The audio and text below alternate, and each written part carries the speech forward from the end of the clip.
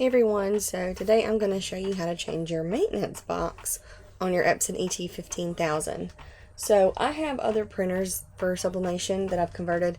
I have the Epson ET4700 and the Epson ET2720. So, sorry I had to look over there for a second. So, those are a little bit different.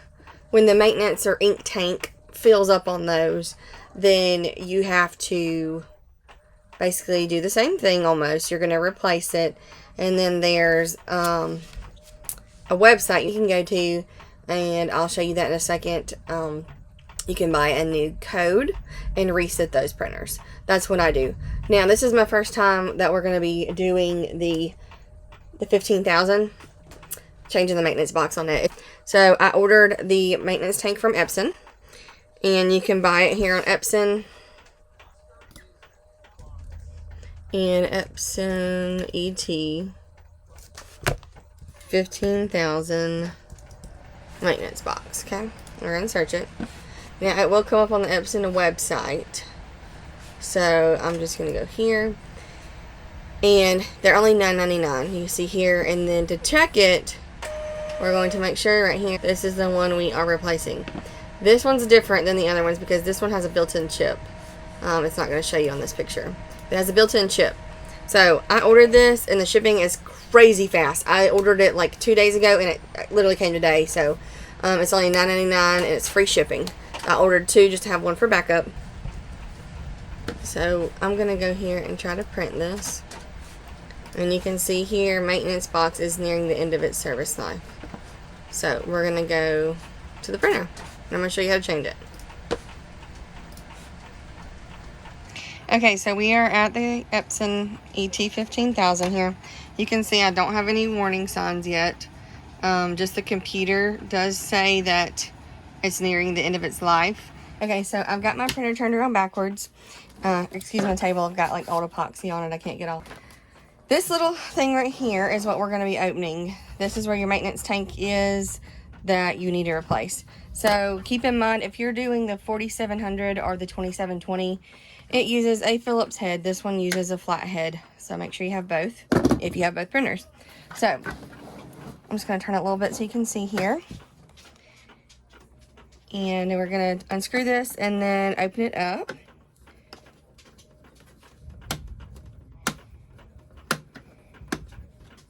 Doesn't look like it's getting loose, but it is.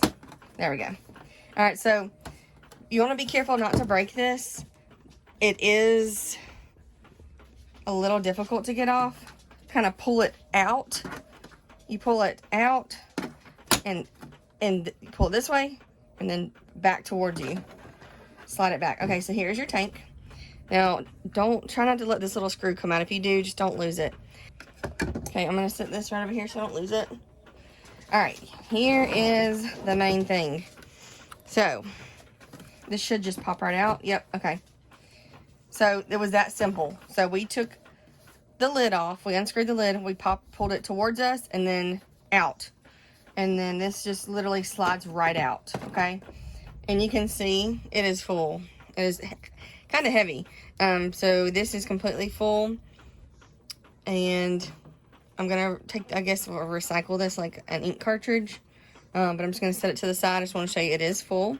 And here's the chip I was talking about. So this, I think, will just reset it. It should just reset it to like a new life, I guess. Okay, let me set this to the side because I don't want to get ink out of this and get it on me.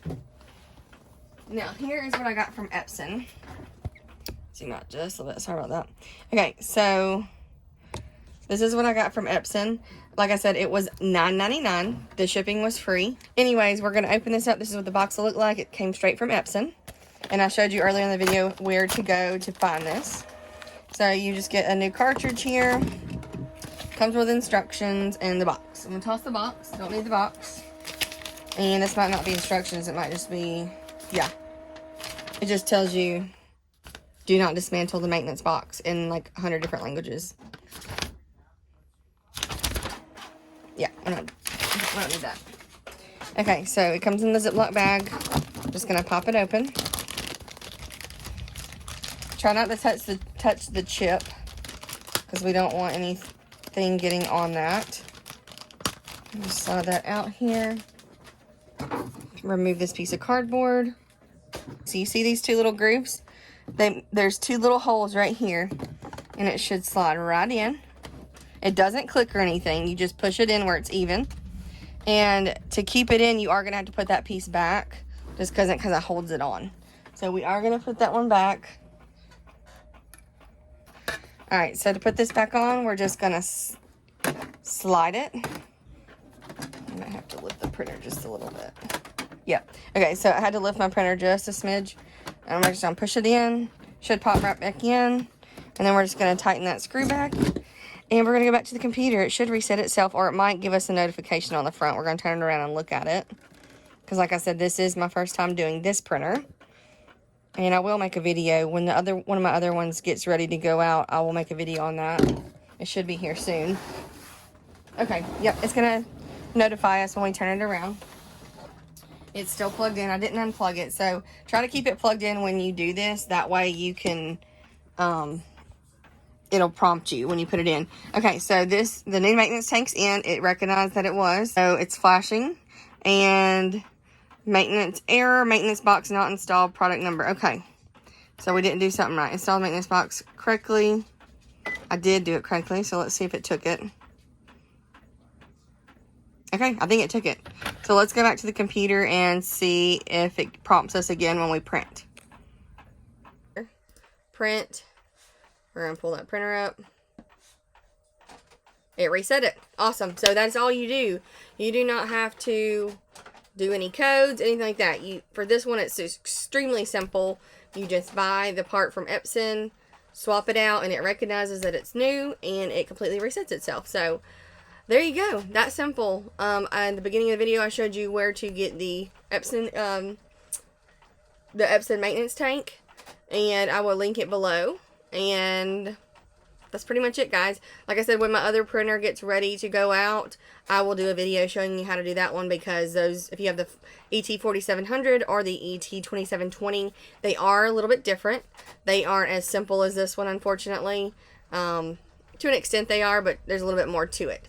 This one has a chip, so it's super easy.